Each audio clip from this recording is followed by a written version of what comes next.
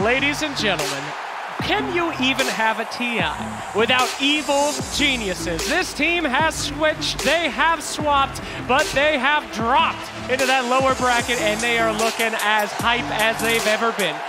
Before, EG used to say they love lower brackets, going in low, doing the eliminations, snaking their way to the end. Well, these guys have done anything but snake, and they are slaying as they enter the arena.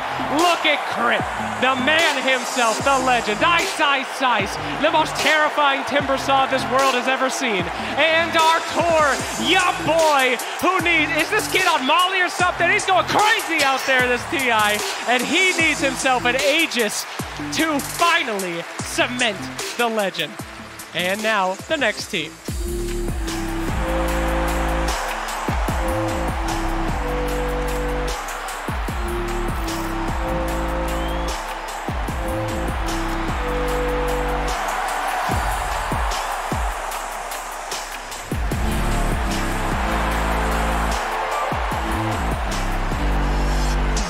I shudder to even say the words Vici Gaming, for we are simply not allowed to say the names of gods on the stage. These boys have been going so hard. Now dropping down in the lower brackets to face off against EG. They fight to see who will be the ultimate Dota 2 team, who will be surviving China or NA, and who will be able to own that old logo color scheme that EG used to have. They look exactly the same. They still have it here today as they fight to claim the Aegis. These are dumb boys that don't seem to be able to be put down, and I cannot wait to see how these bad boys do. We actually got a chance to speak to their captain to get a little bit more insight, so let's take a listen. Vici Gaming comes to TI-10 with a mostly new roster from the last international. Their captain, however, is one of two remaining members from the team's 5th-6th finish in Shanghai. DY talked with BBC about that experience, which was his first at TI, and more. 那对于你自己来说，那次的 TI 的经历或者说这个成绩，现在去回想起来是怎么样？很满意，还可以，很不满意，哪一种？说实话，第一次参加 TI 能打到前6的话，我个人是挺满意的。但是可能我的队友他们觉得就是不太能接受，我毕竟还只是个萌新嘛。到了20年，突然疫情一来 ，TI 一下没了。你们当时是怎么讨论的？你自己是一个什么样的感觉？感觉也很明显，就好比在读高中，你高中3年都在这个为了高考做努力嘛，然后突然有一天跟你说高考不办，那这个时候你这个会发生什么样的变化？相信大家心里都应该清楚才是。Luckily, March of 2021 brought the return of live Dota events, with the first major of the DPC in Singapore. Vici Gaming managed a 7th-8th place finish, but showed even more of their potential in June's ANA major. In Kiev, it was a brutal wildcard battle against some of the most powerful teams in the world. And VG not only survived, they thrived through a long run in the lower bracket to place 4th overall. 队伍本身的话，大家其实都抱着破釜沉舟那种心态来打，就是不求一定要就是打进去，但是一定要就是把自己平时训练的那种东西打出来，就输的也输的不遗憾那样的。那其实第一天的这个外卡赛程打完之后啊，因为第一天表现不是很理想的关系，我可以看到社交媒体上啊、论坛上啊，其实有蛮多的给你们压力的这种评价。你们打完之后会去看这些东西吗？还是在比赛期间你们基本上会脱离这些东西？可能他们会有看吧，我看的会少一点。这种东西说实话感觉有点唯结果论，而且来打外卡的队伍这一届真的是太厉害了，能输还是能赢，全凭那个就是临场状态吧。这就有点像你拿你刚才高考的这个说法，就是我正常高考和我参加了1年高复班之后再去补考，到底是感觉去年状态更好一点，还是此时此刻状态更好一点？我感觉可能去年会状态更好一点。哦，真的吗？怎么讲？真的，因为去年那个时候可能正有冲劲呢，然后现在的话，因为中间隔了快1年之久，然后有1年没有走出国门，现在的竞技状态可能应该是大不如从前了呀。就是你感觉那种国际比赛的，就是氛围和这个保持一个频度的刺激，对你来说是一个正反馈，是能提高你的这个水平和状态的。对的，就是你能够在国际赛场上跟不同国家的队伍交手，会一直激发你去前进，就是去跟他们做对抗。好吧，当然这个有可能这个去年的危机，如果柔系打了 TI10就是铁定的冠军，今年就是可能只能保证进决赛的一个状态啊。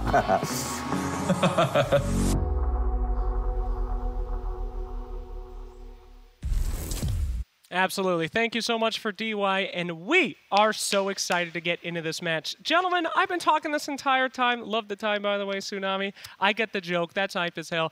But let's start things off at the top, and we'll make our way down. Cinderin, how are you feeling about this matchup, baby? I mean, I want to start out saying, imagine this, one of these teams doesn't get top 8, right? That's just like a starting point going into this match that I think a lot of people wouldn't have expected pre-tournament. Many people had both teams even finishing top 6, top 4. So that already, to me, is a crazy storyline, that one is going home 9-12. As far as how strong they've looked, I don't know, it's been a little bit a mixed bag for both teams. They've had some really good games, and there's been games where they've kind of just dropped the ball with advantages. There've been games where they've been rolled completely depending on opponents. So I think it's really hard to call who has the advantage. Obviously, Vici Gaming came in from the upper bracket. They lost a close series yesterday. Yeah, it was close. EG got a one-game win on the main stage so far in a less close game. So I don't know, based on that, who you would say looks stronger. I think it's going to be pretty close. Yeah, I agree. I agree. I just want to talk about the interview, because I got some vibes from that interview. I know he was saying, like, oh, maybe we're feeling like a little bit less competitive this year, this TI, compared to the previous. But were you guys getting the vibes of, like, they're just kind of chilling? Like, they're chill, like low pressure, and almost like putting up the front of like, oh, yeah, maybe we're not so competitive, but, like, really... To me, that's almost a good thing because of like the lack of pressure. And I remember DY said in another interview that when he was there questioned about the small hero pool of Vici. They've been one of the smaller hero pools of this tournament, and he said, like, yeah, we have a small hero pool, but nobody's figured us out yet. Nobody's figured out our heroes yet, and so we haven't had to pick our like pocket picks. And so the vibes I'm getting from Vici are just really chill. And I feel like, given how this TI has gone so far, that's going to help out a lot. Well, just because something's small doesn't mean it's not effective, Tsunami. You and on the panel can surely attest to that. What are you thinking about with this match, sir? Do you think that EG have this one shut in? Give me percentages, buddy. Oh, you want percentages? I want percentages of EG taking it. Okay. So I see Jenkins' angle of low pressure, but I think that could be also interpreted as complacency to an extent. Okay, sure. I think that they are kind of low pressure, but that means that they don't really get that fire. And I think of all the teams here, I think coming second place, they say that on Olympic podiums, it's usually the silver medalist who is the least happy. Gold medal, obviously, you're very thrilled.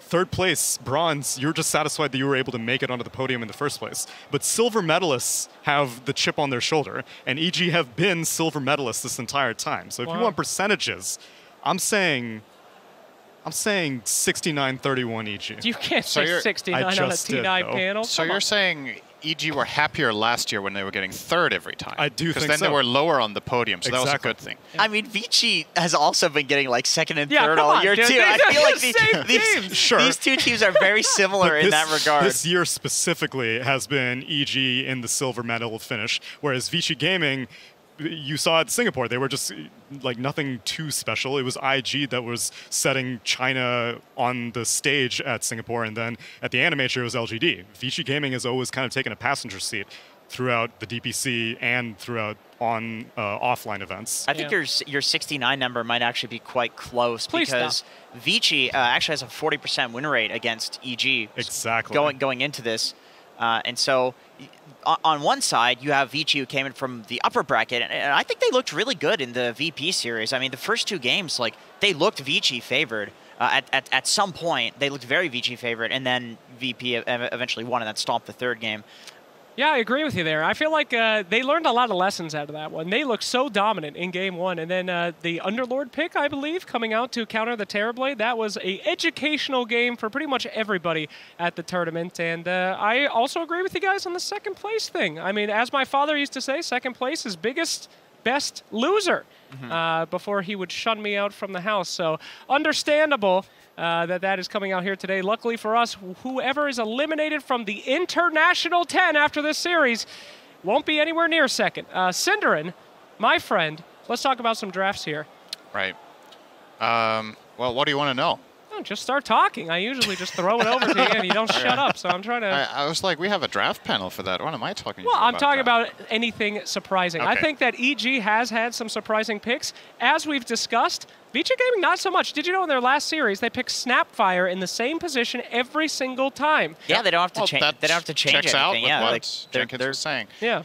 I don't know. I think the if you want a little bit of draft insight, I think the players to watch in the draft, honestly, a lot of it comes down to, first of all, Abed's hero pool in this term has been very, it's been very uniform. It's been a lot of these spirit heroes mid. It's been the tempo controllers. Yep. Against Vici Gaming, they're going to know what's coming because it's been the same basically every game from EG here, let's be honest. So the question is, okay, how are Vici Gaming going to adapt to that? Because sometimes in Vici Gaming's draft, they get very passive. They pick like these massive teamfight heroes that need really long. I think there was a game at the last major where it felt like, okay, Vici Gaming are just playing until the game is over, and they never really got the fight they were looking for. Yeah, they have some of the longest games of the tournament.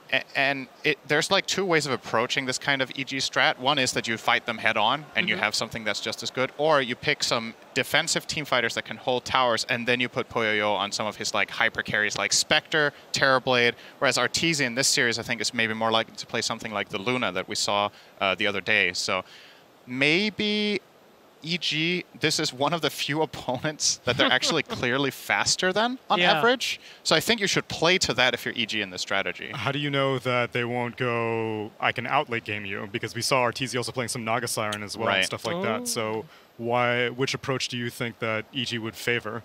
I think if I were EG, I would probably try the slightly higher tempo, because when I see Vici Gaming struggle the most, it's when they get pressured really hard in lanes. And that's something EG's players are very good at.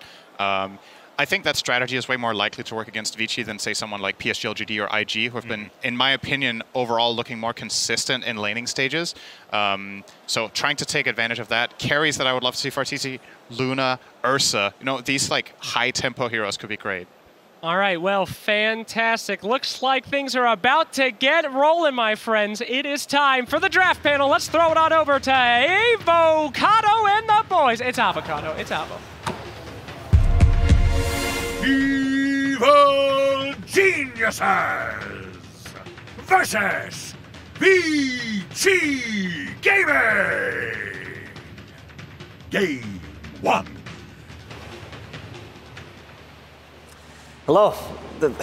Thank you for that wonderful throw, Slex. I'm trying to hide in shame after that interview, so I appreciate that. Now people can't find me. Effie is here with me, so is Lacoste, and we're going to be analyzing the draft for the first game of Vici versus EG. I'm going to start out by you, Effie. I know you're a fan of Chinese Dota. What can we be expecting in this draft for Vici Gaming? I think we're going to see IO very contested amongst both teams. Tidehunter very contested. Weaver, Doom, they're there. And I think we should expect Vici to go for Old 11s here in first phase. They didn't do that yesterday, and it was quite surprising. I think they were trying to catch Virtus.pro off guard, but it just didn't work. But in the groups, they've had the most success picking around the same 5 heroes for 11 in first phase. So I think if they can secure that without getting banned out, it might simplify their strategy on how to approach this game. Yeah. The matchup that I'm most looking forward to is the mid matchup, because I'm a bit worried for Ori. Like, through the Season 1, he's been struggling. At start of the Season 2, he played really well. Yesterday, he got bodied by GPK. There was a lot of fixing that needed to be done by both supports. So if it's the case, like, I want to see him on a better hero. I want him to have that extra, like, 5% in terms of the lane matchup. That a bit of advantage. This time around, Vici Gaming, Monkey and Lion. But I'm so glad you brought that up, actually, because that's something that was really concerning me with Ori. He had a really rough season, and then throughout all of groups, it seemed like he really stepped up his game. Yeah. And then when he faced GPK, he just crumbled, and we talked about it yesterday, saying that this is the matchup to watch, right? Ori versus GPK. And in the same vein, if he can't win his lane or just go even with Aved, I'm worried for Vici's ability to match EG in tempo. You were saying, Lacoste, that you were a bit worried before TI started. That you were a bit worried if Ori was back in TI form. We saw him in groups. He looked good. Yeah, throughout the group stage, he really looked good. I don't know what happened yesterday, but he's gonna need to step up if he wants to be matched up nicely against Abed, because as panel talked about, these EG players, they're really good at putting a lot of pressure early on out on the map, so they need to be ready with the TPs, and we can see ET. This is one of the heroes that is better, in terms of counter initiation. EG also, they're not afraid to first phase Ice hero, and here we see it again. Beastmaster plus ET, most likely gonna be 5 plus your position 3 here. And I'm really fond of first phasing your offlane hero, actually, and it's a bit surprising that Vici chose not to do it again, because typically these heroes do get banned out when they need them, and teams end up with a less than desirable Sand King pick or something like an Underlord even, right? So hopefully that doesn't happen too much, but to add on to ET, this hero has just been so excellent. The way that EG play it, basically, is that crit kind of leaves at some point, and Ice fights or leads the fights for a while, while crit just sits and farms. He just had a 27-minute Ags or something like that a couple of days ago, and it really works out for them, the way these two players synergize. ET farm priority, you know that he's gonna give it back. I remember a game where OG won in like 23 minutes. Saxa had the 20-minute Aghanim Scepter, so if you can shift your farm, maybe say, I don't need that extra 1,000 gold, ET is gonna do miracles with it, because once he gets to that Aghanim Scepter, the game just feels completely different. EG banning out Tidehunter, no surprise there. Beastmaster, ET, they don't provide you with any kind of lockdown, and we already see Doom is being banned out, one of the better counters for the Tidehunter. Vici had a decent amount of success with the Tide. And this is what we were talking about how they're just going to ban these really strong offlane heroes in this phase, and we're not going to be left with the ideal pick here, and that happened with the Tidehunter and the Timbersaw. ET's just been so excellent, really, that if Vici don't ban something like a Luna or a Terrorblade, this is the kind of draft that EG wants to play.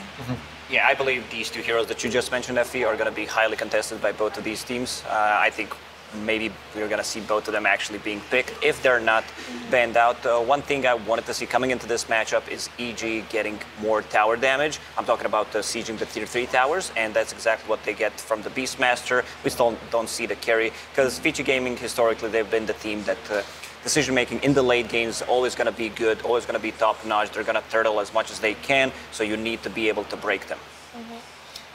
This Invoker ban from Vici, a little bit surprising, but given their heroes, I do suppose that it makes sense, right? Invoker can purge Jingasak's not the easiest hero to gank mid with Lion and Monkey King duo support, so. What hero would you be thinking them for Abed here? So actually, let's go to the other mid laner for Vici, because you were saying that you want Ori to just feel good right now. You want him to feel comfortable. What are some heroes that we could be seeing here for Ori that would get him back in tip-top shape? Lina, Puck, TA, these are the classic Ori heroes. Even a Dragonite, if the matchup is good, he's not the most flashy hero, but gets the job done. I think Void Spirit is also a very good hero for him and a good hero in this meta. It's just that yesterday's performance on it wasn't ideal, but he has impressed on it before. I've seen him come back from 30k net worth deficits, but he did have a Doom with him, so that makes a huge difference. I wouldn't mind seeing a Void Spirit for him, that's for sure. It's just, depending on what Spirit hero they go for Abed here, it might end up being a mistake, right? So a lot of it is up in the air. And there's the Luna ban that we were talking about. That makes a lot of sense. Because Luna plus Beastmaster, once these heroes group up together early on, it just feels so good. The tower push that you get from it is insane. You get a lot of team fight as well. Luna with the Eclipse, Beastmaster Roar to set things up, and also Beastmaster against Monkey King always going to be good with the Axis, providing vision with the Hawk. So Monkey in this game might not have the best game, because usually if that's a position for Monkey, he spends a lot of 90% of the time just sitting on the trees. Absolutely, and I'm glad you brought up vision actually, because with the combination of ET and Beastmaster, it seems like these areas like Roshan or the Triangle at some point are not ever going to be secure for Vici if EG do manage to win their lanes and snowball that into an advantage. Monkey King is an incredibly popular hero, and I can see why, but as a support, he's so easily countered, especially by heroes like Dawnbreaker and Beastmaster that are wildly popular in the meta at the moment. So then does that deter the potential flex of the Monkey King? Because you were talking about the whole idea of picking offlaner in first phase, but most teams have been trying to either pick support plus flex or 2 supports straight up if they have the 2 picks, not the first and fourth pick of the draft. I don't think there's anything wrong with Lion and Monkey as your position 4 and 5, because Lion fixes a lot of the draft. Sometimes you see like, IO plus 1 extra hero that doesn't have any kind of silence stun, and then you're in a bit of a trouble, which allows enemy to pick heroes that could potentially abuse that. Lion fixes a lot of those issues. Also, Lion directly counters Ovid's hero pool, right? Puck and Storm and Ember. So it's a nice thing to secure for yourself early on in the draft. It's just that Monkey King 4 here, it doesn't seem like it's going to have the greatest game. There's a Storm for Ori. You were talking about some of the Spirit heroes. Storm is definitely in that pool, very confident on the hero, and a hero with a relatively high win rate this TI. Well, currently it looks like a good Storm game, right? All there is a Primal Roar. There's no instant stun from the ET. He can jump on him in the backlines and get rid of that natural order fairly quickly, and that's going to be very useful in team fights. I can see him going for something like Orchid BKB this game just to make sure that there's no issue in what he faces next, right? Because I believe there's still a Disruptor in the pool, which is typically what teams would go for in this case.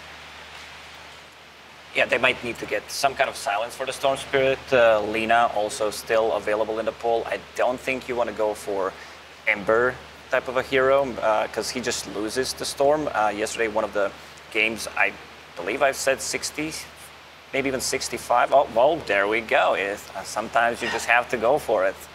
Because it goes both ways, right? Ember can also catch Storm and things like that. It's just that his job is much harder. Yeah, for just the laning stage, Storm Spirit feels much, much stronger. And we talked about the silence. You brought it up. Skyrat Mage is going to be that hero, the instant silence that will provide a bit more lockdown for the Storm Spirit. He definitely does not like the play into you.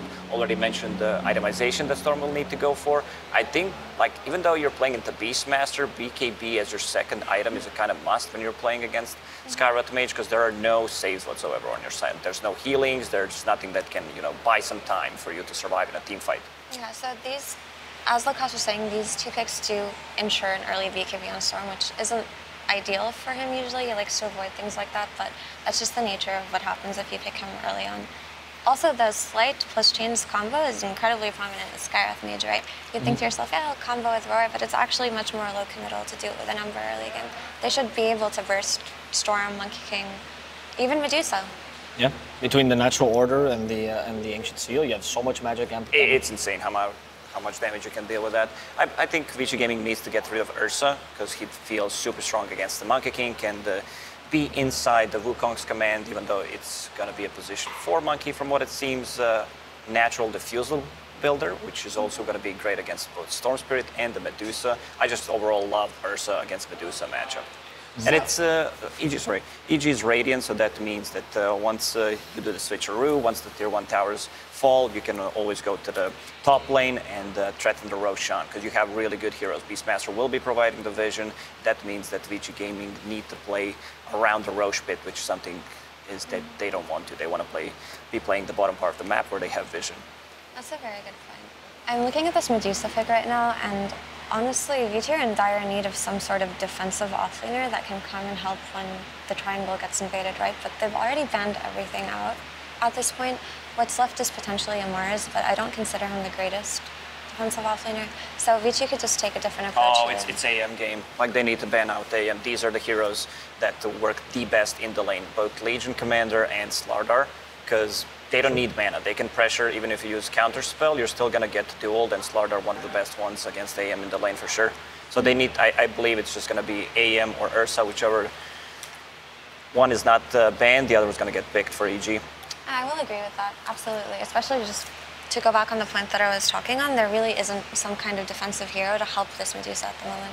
There's the AM ban you were talking about, so let's see if the Ursa gets picked up. It's not the greatest Ursa game, but if they hit their tempo, it'll become incredibly potent, right? Because typically later on when he plays versus heroes like this, like Medusa and Lion, he's going to get kited, and Monkey King even when he gets items. But if they just want to play this early game snowball advantage, which is EG's playstyle, they win the lanes and just choke enemies out of the map, Ursa could work here, like Lukas was saying. Oh, thanks. What about this matchup, the core-to-core, particularly against Medusa?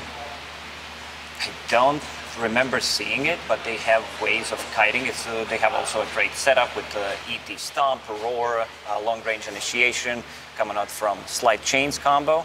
And it also gives them a bit more tower damage. Maybe that's why they decided to go for Clinks. Instead, something that I brought up is sieging the tier 3 towers, which is going to be important. And Vici Gaming with Medusa, I think they're going to feel pretty safe just sitting there inside the base if things don't go well. Yeah, they don't necessarily have the greatest hero to go in here. Okay, Bloodseeker. Last pick, Bloodseeker offlane here. Is that... I don't particularly like it so much, but I understand what they're trying to do with it, right? They want to just instantly kill a target, right? You could put it on Storm Spirit and him and Lion just go kill the Clinks together very quickly. Also, they can just use the Rupture for early aggression, which is what I was trying to say. If you're not going to go for the defensive offlaner that's all been banned out, you have to play the aggressive playstyle. You have to pressure them in order for them to not pressure you. And it's one way to buff up your Medusa. I maybe expected something a bit more defensive, something that can defend the towers. Bloodrite is okay-ish. It's not your, Earthshaker, Underlord type of the hero. But looking at the drafts, I never had a really good read on Clinks, to be honest, like how strong he can get, because he gets pretty strong early on. So, yeah, I think both drafts look relatively strong to me. Okay. Well, the final point I'll add is Vici, team that likes to delay the game. Bloodseeker, great at lane cutting if you go for the Veil build that used to be so popular, and it's getting popular again. So who knows? Maybe they can play the game. But we're gonna wait for that because I want to hear your final thoughts here, Effie. He gave me his. Is there any draft you favor? I favor EG's draft a little bit more just because it does seem like they can run them over. This Bloodseeker pick, I have to see it properly to understand, but I don't see a clear Rupture target. I guess maybe the ET, but like Clinks is going to stand there and shoot his burning arrows anyway, right? And he's going to do it on the Roar, he's going to do it on the chains. We'll see how it goes. Well, before we get into the game, we do have an exclusive interview with EG's coach, Boba, and Frankie's on the sidelines to ask him the questions. We did. No.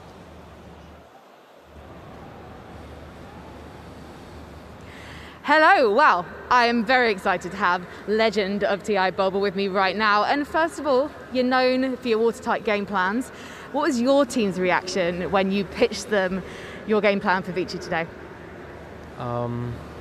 Kyle recommended this really good egg place in Romania, so shout out to him. So you're all egg-bound in the booth. It's not really wise to eat a load of eggs before you're trapped with each other. Yeah, but they were really good eggs though. Really good eggs. So basically, if you win today, it's because of keeping it Kyle. Let's head over to our casters. We've got OD, Pixel, and Fogged. Thank you very much, Frankie. Yes, game one, it has just begun. We've got a brief pause. I'm sure it's only going to be a brief one. Of course, Evil Geniuses versus Vici Gaming. I'm OD Pixel here with Fogged. Hello. Fogged, what do you want to talk about first? What are you excited to see from these two teams? Well, we've got Ori on Storm versus an Ember Spirit. I think anybody who watched yesterday saw how tough of a time Ori did have in the opposite of the matchup, where he was playing the Ember Spirit versus the GPK Storm. Yes, so I think Ori is probably feeling a little fired up. Probably he's like, you know what? I want to do it back. He's a master tier Storm, so that's got to be the most exciting thing for me. However, he is playing into an instant silence, also roots, so game could get a little bit difficult if he doesn't have a good start. But he should have a good start based off of that. What's your thoughts really on the way that Vici Gaming wrap this up with the old 11 Bloodseeker coming in as the last pick in the draft? It's definitely interesting. It's different from their usual. I was actually not expecting that at all. They usually tend to have old 11 on more of this type of team fighter. This is just a very different style draft for them, where it's a lot more fight heavy early on to allow to give space to Poyoyo.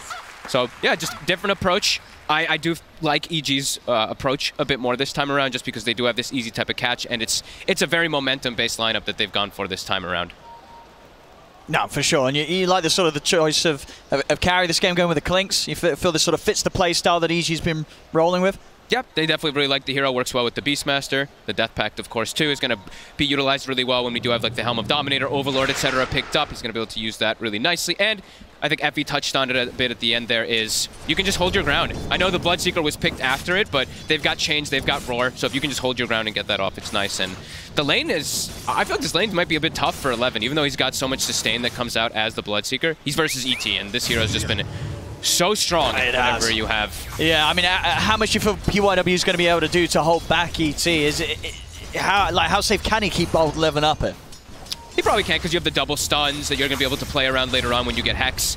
So he should have a decent time at least, but I think it's still going to be a little... He's going to like have a decent time to at least protect him from dying, but I still think Old 11 won't get much last hits up here. Oh, let's see. He's getting pushing the wave underneath the tower here. I'm honestly just staring at mid because like Ori, he has to make up for yesterday. It feels like he had a bit of a rough series after that first game. Easy courier here. Nice grab. That was the salve. Do they have any extra regen? Okay, PYW did bring a salve out. They're going to need to use it soon. We're just watching the poke. Look at Old 11. Just getting constantly hit from those searing arrows, hit from the Astral Spirit, and just walk down. He's going to get salved up and have to hide himself for a moment. Mid lane, pretty even at the moment. 8 for 1, 7 for 1. I wonder how well they're going to be able to secure Poyoyo's farm as well. It's a Monkey King, so traditional the Monkey Kings, we'll watch PYW eat a couple hits. He should be okay. Yeah, it's going to take 2 more. And he's got the Dukes hit around the trees. Fly won't be able to find him. But yeah, they picked a pretty greedy safe lane, it feels like to me. Monkey King, usually versus these melee heroes, he thrives, like Beastmaster. But Beastmaster plus a ranged hero is actually really strong versus this Monkey King Medusa lane. So I think securing the farm for Poyoyo could be a little difficult as the levels do start coming out for crit. Because you can't trade. That's the problem with Monkey King. Versus these ranged heroes, you get on top of them with tree dance, you have to commit for a kill, but trading is just not really much of an option. And with sort of Beastmaster, the hero in general, why is it that I feel like we just didn't see this hero as much as we thought we would see it coming into the tournament? Ori taking a hit there. I think it's just a very player-specific hero, and also it's not this big team fighter. I think TI tends to just bring more team fight than any other tournament, so he's just different. He's a pusher. He's always going to be good with the itemization, especially when Dominator's populator, but you're not a massive team fighter. You're all about like pressing your advantage and taking objectives. Already seeing an early rotation. Grit hanging around the mid lane. Abed is having a pretty damn good time. He's played really nicely around his Sleight of Fists with his Flame Guard and dodged out, I think, 2 or 3 Remnants to keep it active. And it's pressuring Ori. And we do see the early point in chains picked up on Abed. So it could look to set up for early kills with those crit moves. RTZ does take a Blood Right, a big one. Yeah, how's he doing for regen? He's just got the stick on him as Fly. So now got that side back out, he does. So RTZ will be topped up. Some definite pressure. I mean, Old 11, for the struggles you thought he may have up here, he's farming pretty darn well. Yeah, he's definitely recovered really nicely. Killing that courier, I think, was a big deal too, because Fly has no regen, so that he can't like trade as effectively. So they are able to pressure Artesia a little bit more. And bottom too. I mean, DY's doing pretty good work. Poyoyo is up to that 17 last hits. I think he secured 1 or 2 boars as well. So whenever you can kill even 1 boar in the lane, it always feels great. That extra big burst of XP. Are seeing the runes being checked out. DY camping bottom. Abed able to get the 1 rune. DY will look to protect this one for Ori. But Abed's coming out even in the matchup, and we saw, of course, how GPK, he really handled Ori in that one. But as we know, Abed very comfortable in this matchup, knows exactly how to play around those slight dodges versus the Remnants to keep Flame Guard active.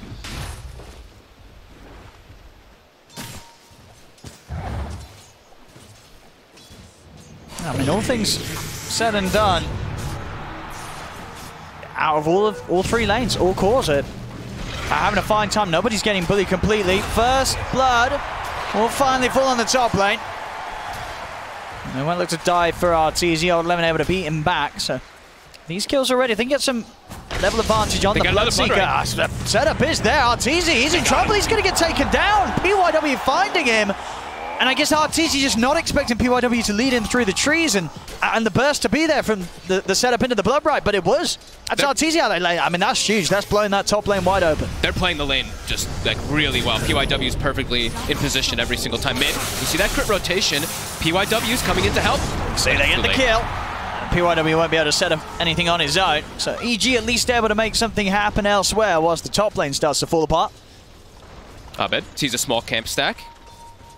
He also identifies that there's vision on the high ground there. Actually, cool play there by Abed, dragging the wave to the left so he knows there's an obs ward there. It's only there for 10 more seconds, so unlikely they'll get the D ward. But now mid, PYW shows his face. Yeah, Abed's just going to jump straight away. He's got the 6 and he uses it immediately. And he goes with the Remnants, the follow-up burst from crits enough.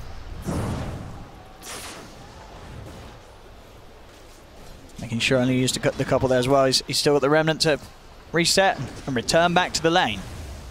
And immediately double-checking runes. Fly checks top rune. They have crit double-stacking Ancients to make sure that the Clink stays able to catch up after this little of a tough start in the laning phase. And they will be able to get that Illusion Rune top. Abed also steals the small camp stack that we were mentioning from before.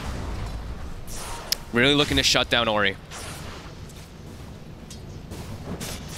They look like they're bringing both supports, though, now. Vici. This is a very common move we've talked about. I know at Animajor, people were really harping on how much Vici did do their double support movements around that 6-minute mark to help out Ori. I think EG's kind of expecting that. They're starting to make their move away. They're leaving Arteezy up top and just making the moves around with crit and with fly toward bottom.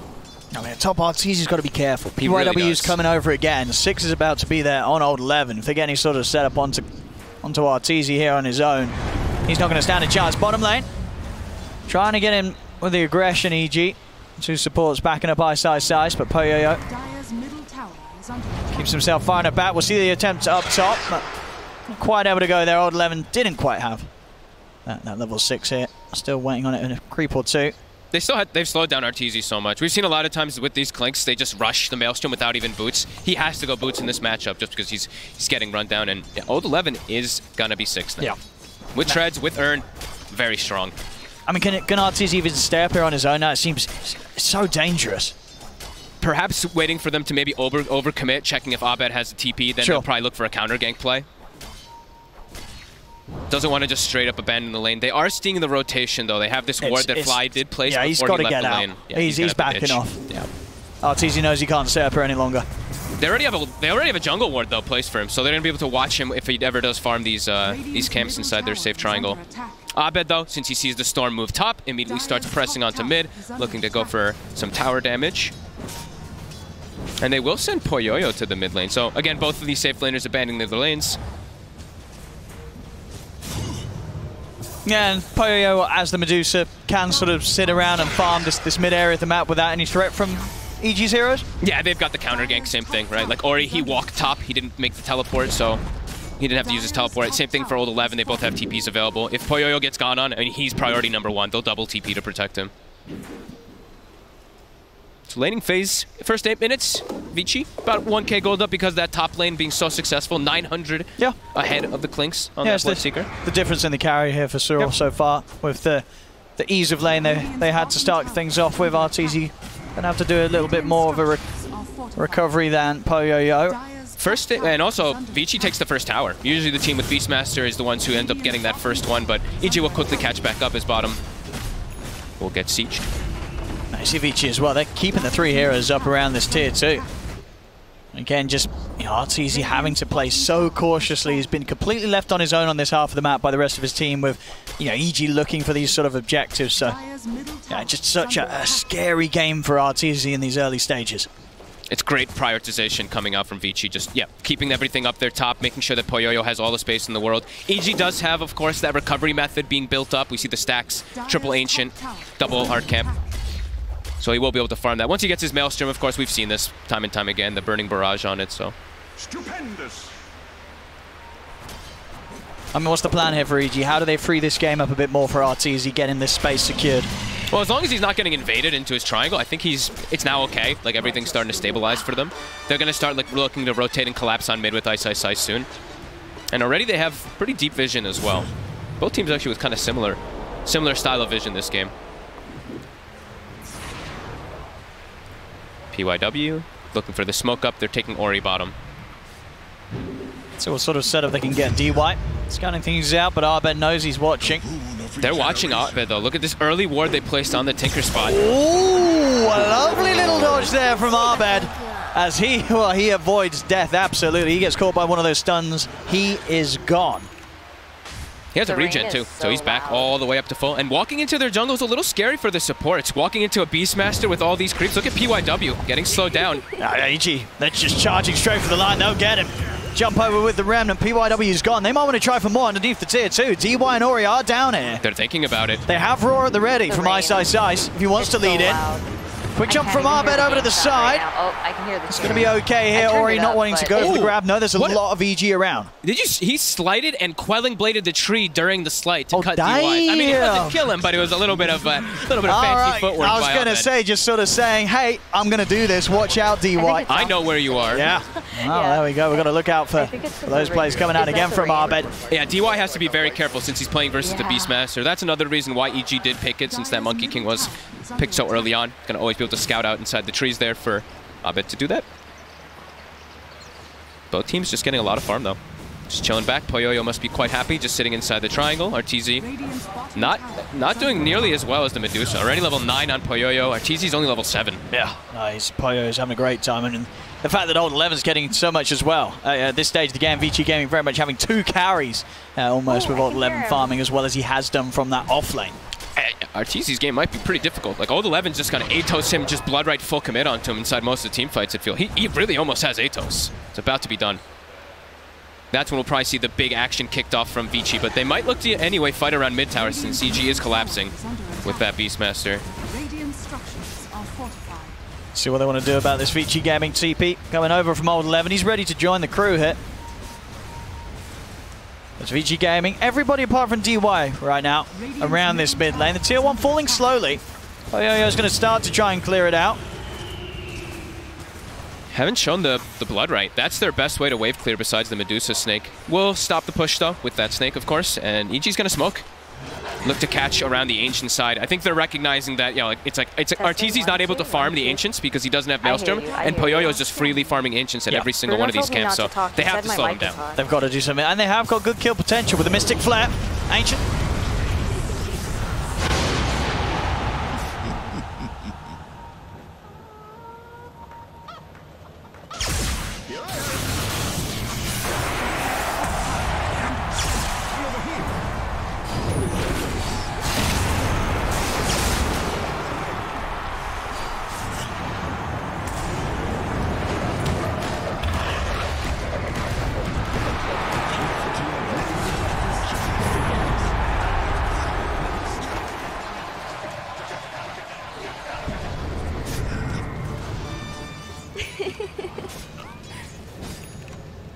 Let's see here.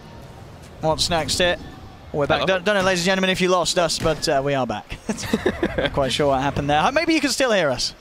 We couldn't hear one another. Hopefully it's all good. Anyway, bit of a brawl there between the two of them. Could have got, definitely got a bit messier that. Yep. I think EG's probably pretty satisfied. They got Poyoyo. Yep. It allows Arteezy to sit back, catch back up. He's got Maelstrom. He's starting to work on those Ancients, as we were mentioning, which is a quad stack. So that should accelerate him almost all the way back up. He's still going to be slightly behind the Medusa, but catching up significantly in levels because of that pickoff. EG probably wanted to get a little more, like pushing forward for that tower, but the positioning there from DY's ult just kind of did dissuade them from pushing forward. And also, I believe it is the Bloodseeker that ends up surviving through all of it too, because he was dropped so low. It was that last bit of damage was chasing him for crit. But able to actually get back and reset. Old 11. They're going to try and jump for him in the mid. They got the chain set up. Mystic Flare comes crashing down this time. More than enough damage from EG. They get that set up into the ult from crit. And not many heroes are going to stand a chance at this stage of the game. So much damage at this point. And immediately starting to siege the tower. Starting to crawl their way back into this game. Vici still looking to split up around the map, just looking to get this. I mean, they are playing much more of a greedy lineup with this Medusa, Storm, and Bloodseeker chorus. Until they do have that, pretty much the Atos on the Bloodseeker, it's a lot harder for them to just force this action, unlike EG, where their action just needs to come from a slight chains, and then that's a setup for the Skywrath every single time. As we are seeing that 60% win probability from these last few moments. And EG, with that mid tower taken out, they can start accessing into the Ancients and denying this away from the Medusa as well.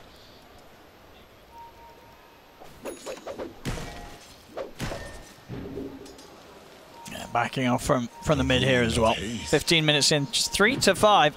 PYW has been quietly farming the top lane for a very long time. He is 600 gold from Blink Dagger. Should have a pretty decent timing on that one. Yeah, that's going to be pretty huge. It's all about the catch for both these squads. The amount of follow-up. EG just has clear, like look at this ward, they just completely sees all of Vici walking through, even the ward up on the high ground right above there too. It's going to see them walking even more so through, so clear information right now for EG of what they want to do with their next move. And Abed's invis, or sorry, smoked up.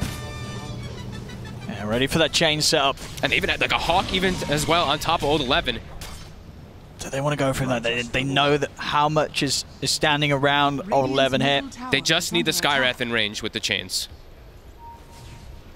To see Poyoyo picking up his Manta, so he's got much more survivability versus that chains combo. He's gonna always be able to disengage with it, so understood why he's gone for this item build this time around rather than we saw the S and Y earlier. Needs a way to be able to disengage from the Ancient Seal and those chains. And now up to 1k gold lead for EG. Arteezy's getting all the space in the world to just sit back while his team pressures the Ancient side. Vici might have to just smoke and potentially just try to clear their Ancients because Poyoyo's getting a lot of farm denied away from him. EG have dealt perfectly with the way that Vici were able to gain that lead in the first sort of 12 minutes or so of this. Addressing the problems directly, and now Vici Gaming, they're the ones that have got to try and rectify the state of the map right now, with EG taking control. Look to clean up the creeps. 2 boars down. Will they get the Centaur? They won't. Slow-paced game, though, Owen. 3 to 5, 1640. Dire are scanning. Stupendous. I mean, who sort of benefits from it the most? Do you just sort of look at the Medusa and feel that Vici Gaming are going to be the more comfortable with this sort of slowdown in action, or VG always got the tools? You know me. There's an ET on one side. That's true, the ET. And I mean, Natural Order is a pretty good mechanic. Yep. And Arteezy, he's gotten total time to catch back up. He's still behind, as we say, versus that Medusa, but so many recovery points. And the game for Ori is difficult. He's going to be going for the Orchid build since you pretty much have to on these Storm Spirits, but a lot of different things that can just trip him up. The instant silence, the chains, these 2 things are just easy. It's either one of them just catching onto him, and he's just likely dead. And, you know, no sort of ways to bail him out either. It's not like Vici Gaming have any sort of save. And we're just going to bail Ori out. He gets caught, he's dead, absolutely. Exactly, yeah. Ice already has the Helm of the Overlord, too, and looks like they're going to find another kill with that. Just amazing vision that they have, really. Like, EG's just constantly able to play around this, because they have all these deep wards down, they have the Hawk they can play around, too, and Vici just doesn't seem like to be able to fight back. No, not at all. With a Beastmaster lineup, with getting even 1 kill. Yeah. Straight to the Roshan. And yeah, with that continued vision around it, they're going to have any sort of information on Vici Gaming approaching immediately. It's just dead too fast. Their actual best teamfight hero is the Monkey King in this game until Deuce starts to feel like she can get involved. So a free one for EGI. Very crisp macro movements. That's just solid stuff. They're just controlling this triangle completely. Yep. They're going to try and fight Vici. They're going to go with the zip and straight away, but there's the counterplay. Ori is just gone.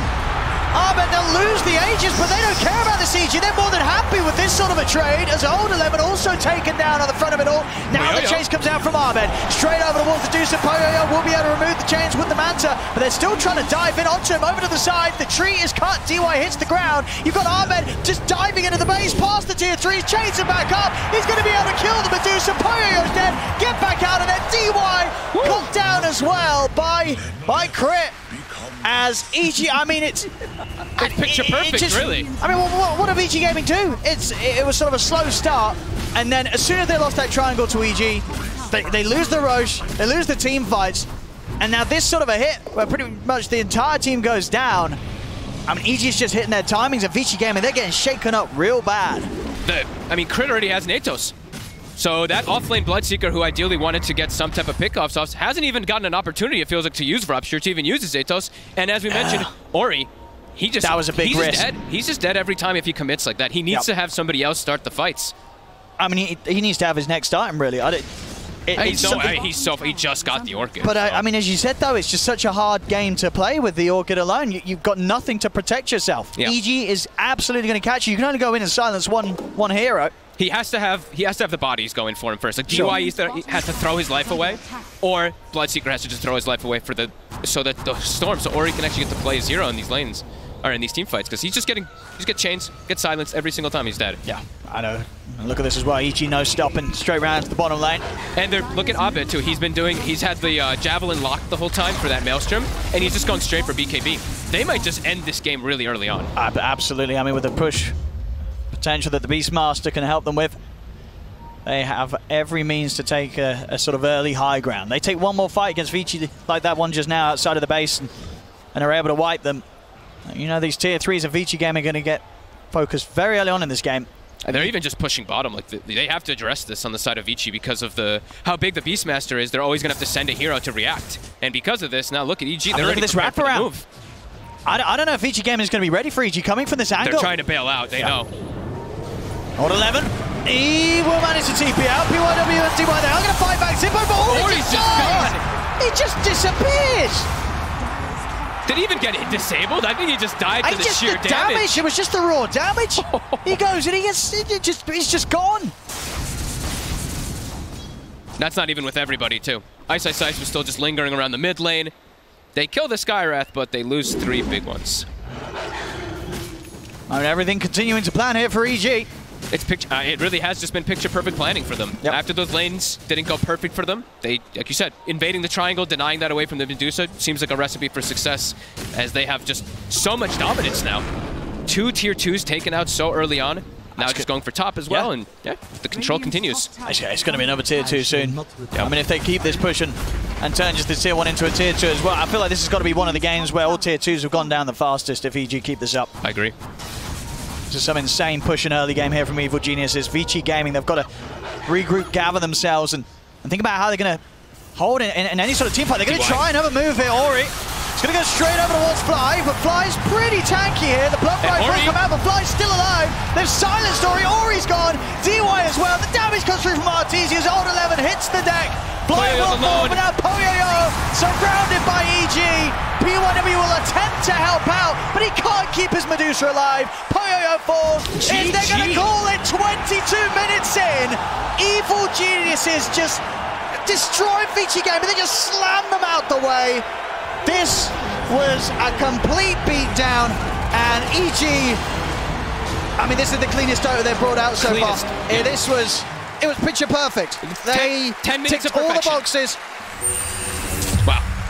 Like actual 10 minutes of perfection, right? It just, they had Ori's number. It feels like Vici just slowed down a little bit too much, didn't utilize that heavy farm that the Bloodseeker had at the start, weren't able to force any fights, and then EG just hit this timing of the Beastmaster, started the push, took over Ancients, and like you said, perfect. That was, I mean, that's just one of those games that I think from any sort of the other teams here or people interested in high-level Dota, you just watch back that replay and just look at every single movement that EG made drawing up to the closing of that game, because you just can't let them do that. I mean, Vici game, they just had nothing. The few fights they turned up to, just complete shambles. You know, Ori's going in, he's dying immediately. And, well, yeah, that's a rough game one for Vici Gaming. They are going to really have to pick themselves going into the game too, Fog. One of the best vision games, I think, if anybody does want to look at for those like 10 minutes, because they had absolute vision control. They saw all the moves Vici was trying to make.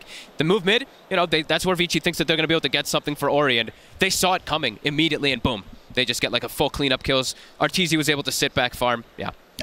That's it. Perfection there from EG in this game one. We'll see if they can do it again in the second one, but what a start for EG in this series.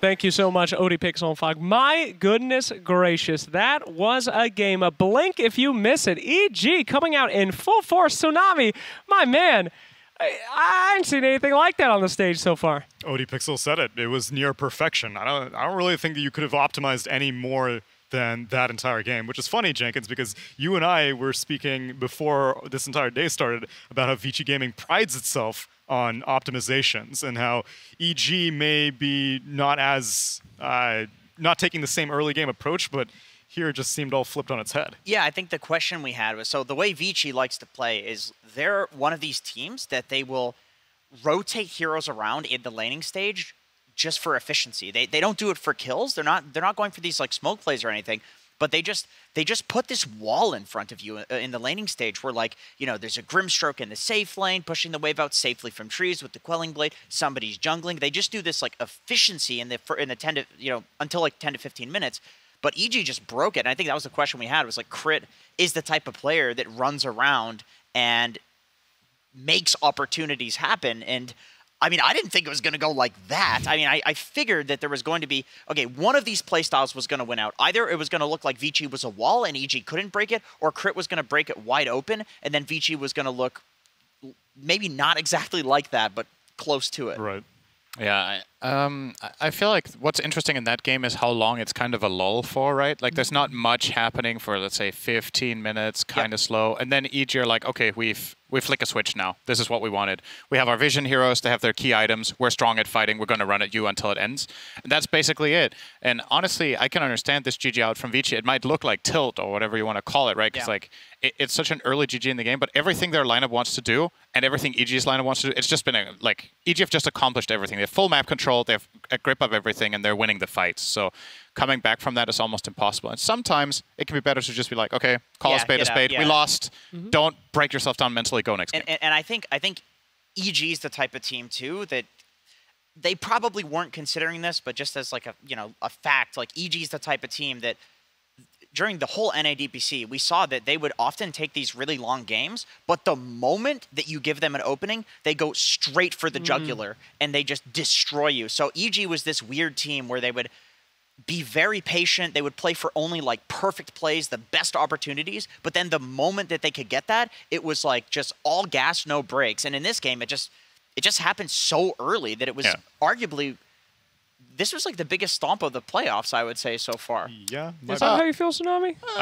Secret OG, maybe? Game 2? Yeah, but at least they fought until that was like, an EU stomp. They fought it out. Yeah. And at least like tier 3 towers are falling at some point, tier 4 towers, so you call GG after that. Whereas this one, and it's what I have been critical of for Vici for a long time. I don't think that they have the same killer instinct that Evil Geniuses does. Even though both these teams have been proven to be very consistent, Vici Gaming is just consistent to a slightly less flamboyant degree, and they will be top 6 finishers consistently, but rarely ever grand finalists. Well, this is the chance to prove it, right? I mean, they've got to win this one out and move on forward. This is TI, man. This is like the make or break moment. Do we continue to follow in kind of the calm that we were talking about, the same kind of drafts that are a little predictable, or do we pull out something crazy? Now, speaking of crazy, by the way, we had some nuts moments on our first draft, and I want to make sure that for Game 2, this is a very serious series where someone will be going home from the International, that we keep things professional and on track. So I would like to welcome a friend to the panel here. Ladies and gentlemen, if I may please introduce my little friend Peepo.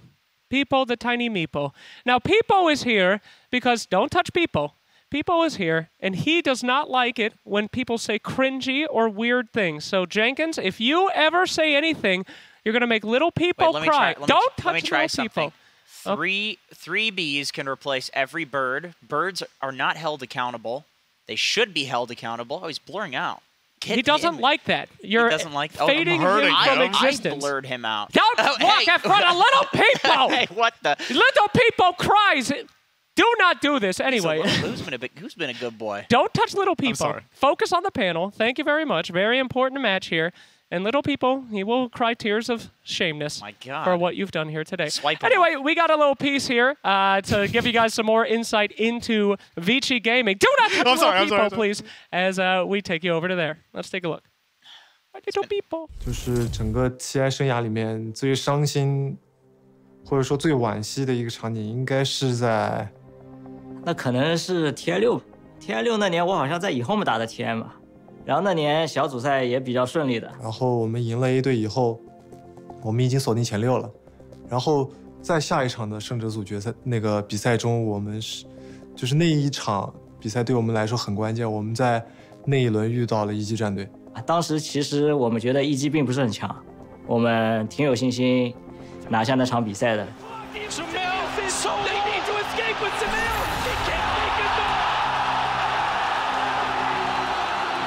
This racetrack, that's going to be mega. EG going to need a miracle, not a position you want to be in if you're an EG fan right now. 纣王，然后当时场面我记得我们还是挺优的，甚至一度破了别人的3路，已经出了超级兵。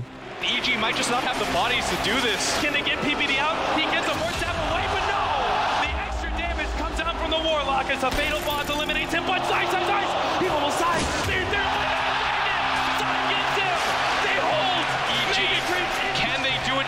off on a court might enable them to still win this game. EG might be able to do this. Evil Geniuses, they're holding. They're holding it at the bench here again. If they kill him,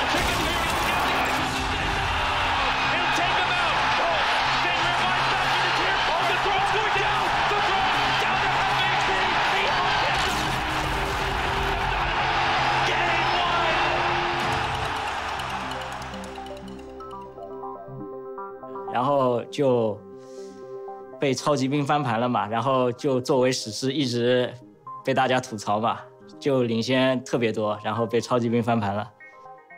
TI 上的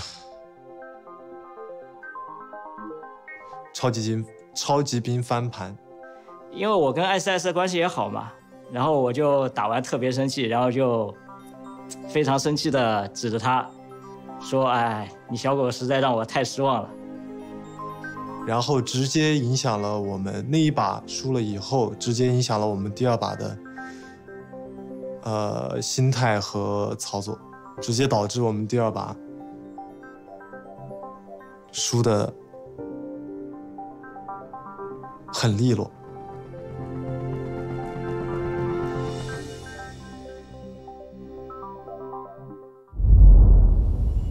All right, fantastic there. As we enter, little Peepo, he's still here. Get him out of no, here. No, keep him. He does not like cringe. Look, he danced as soon as you start talking. Like anyway, cringe. back to this. We have one game away from to the wrong potentially Vici Gaming exiting TI. Please stop dancing as we continue now. It's idle animating. That is an idle animation. He seems to like it. He is not dancing. So, oh, okay, that there was he cringe. goes. Let's move on. Cinderin, back to getting serious here. Little Peepo, get out of here. Don't make Daddy smush you, little Peepo. It's time to go. Time to get serious again. Bye-bye. Perfect timing. Great. We practiced that for 6 hours this morning, so I'm glad that it went through. All right, so Cinderin, you're in Vici's shoes. Is that a game that you would have GG'd out quickly to get your head back into the game? And I would like to say to the new viewers here at Dota 2 that doing such an action, not a bad thing. You got to get your head in the game. You got to move quickly. Cinderin, I rescind my question to you because our teams are simply entering the arena. I don't care what you have to say, Cinderin, because I would rather see the teams enter. It is almost time for Game 2 as EG face off once more. All right, now you can Let me know what you answer the care what I question. think. Go ahead. I'm ready. Cinderin, You care now? Unrescinded. Where's Peepo? Where is Peepo? Please focus on the match Okay, here, Cinderin. so I think it depends a bit on your team dynamics. There are some teams that the most important thing, honestly, is that the team is on the same page about what your your approach is to GG calls. Some teams have the mentality we play until the throne falls, no matter what. Others have the mentality that if it's over, it's over, and those two things don't necessarily always align. And for Vici Gaming, I honestly don't mind the GG. Like I said, I feel like the game's just lost, and it's something we've seen championship teams also GG out in similar situations, especially player that comes to mind. A lot of PPD-led teams will GG out in positions like that because, like, I had a strategy, I had a game plan. It either we mis-executed or it was a bad plan, but either way it's over, and you don't want to waste all that energy just grinding through a loss if you feel like it's hopeless, right? It can look like tilt. Like I said, I think Vici Gaming are going to look better in this game, and they're going to change some things up, and they just identified that game was just not going their way. I think so too, and I think Vici is the type of team that they usually have a pretty stable early game. Their laning is strong. Like I said, they don't go for kills, but they're really good at playing the laning stage efficiently. So coming out of it and getting snowballed on like that, I don't think that's necessarily something that they're used to. Their warding in the early game too is like, I think they have top 3 efficiency in terms of top 2 efficiency in terms of warding. I alluded to it previously, but yeah. There's this interesting metric on how efficient you are with your sentry wards, how many sentry wards you place to find an observer ward. LGD, obviously the best because they are seemingly the best at everything, but Vici Gaming is a close second. Are you telling me that people actually keep track of the efficiency of sentry wards? Very much so. My goodness gracious. I don't even buy them. Yeah, while you were doing a little 100% he was efficiency. researching that. That's right. You know, if you don't buy sentry wards to de-ward, that's 100% efficiency, guys. Divide by 0. That's right. So anyway, though, interesting to talk about these drafts again. Tsunami, you've been a little critical of Vici for kind of playing by the playbook, always doing it the same thing. Do you expect us to go to potentially crazy places here in this draft? No, see something new? I think they should go back to more what they were familiar with. You mentioned that they had picked Snapfire every single time previously in their upper bracket series, and so I think that that's something that they can rely on. It's even tough for me to diagnose something that was wrong with them. I think it was just EG getting everything that they wanted. I think maybe ban out Ice Beastmaster. I think the vision thing was, to me, the downfall, especially in such a quick game. I think with Ice could have been on a variety of different heroes, but it wouldn't have ended that quickly. So giving Ice such a powerful vision hero, like maybe even ban out Night Stalker, stuff like that, I want Vici to focus more on not letting Bulba get what he wants, not letting him have his Kyle Egg strategy come to fruition. Yeah, what in the name? Oh, what is the Kyle Egg? I believe I missed that. You didn't hear the interview? Does Kyle lay eggs? Yes. He did not specify where the eggs came from, so it's a very real possibility. I wouldn't put it past him. Kyle is known to drop things on the TI main stage, It's so true. definitely could drop an egg and I would not put it past him. So He's not here to defend anyway, himself, please. What was I going to say? So I think, I'm assuming in this game the pick order is going to be mirrored. I think Vici Gaming will try to get their hands on the last pick of the first phase this time around, and that changes the dynamic a lot. Because if you have that spot, you don't necessarily, like you pointed out, Beastmaster could be a target ban against EG, but you don't. He does this all the time. I love that he does this. He's so zen. I don't know if he's memeing or if he's actually all right, guys. meditating. It looks like it's time to wrap it up. We have the hell of the best draft you have ever seen coming up, and we are going to do it with Avo and the panel.